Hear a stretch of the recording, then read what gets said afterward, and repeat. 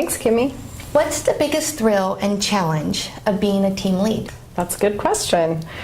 I think it's exciting to be part of a process for change and improving programs. Working with someone to get a job, or kind of feeling like we're almost just checking the boxes off and sending someone on their way isn't as far as we need to go.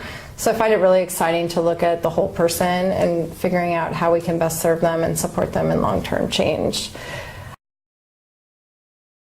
I think the challenge of being a team lead is working with some really fantastic team members who are very good at their jobs and also very busy in their jobs. So balancing the need for deadlines and a lot of dedicated work in the 1R process, and also supporting them in doing their work in their day jobs, and balancing all of that.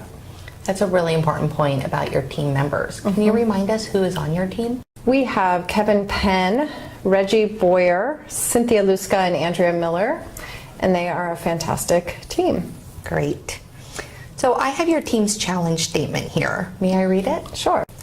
The challenge of the 1R behavioral health team design process is to design humanistic, trauma-informed mental health and alcohol and other drug services that support individuals in overcoming barriers to sustainable employment. Our objective will be to achieve greater collective impact by smoothly and seamlessly integrating behavioral health care programs with all other aspects of the 1R program design.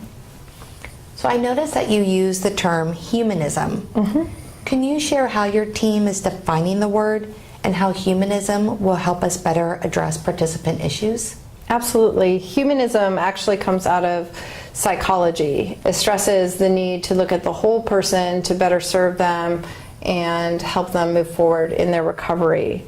It also stresses in the movement the use of empathy.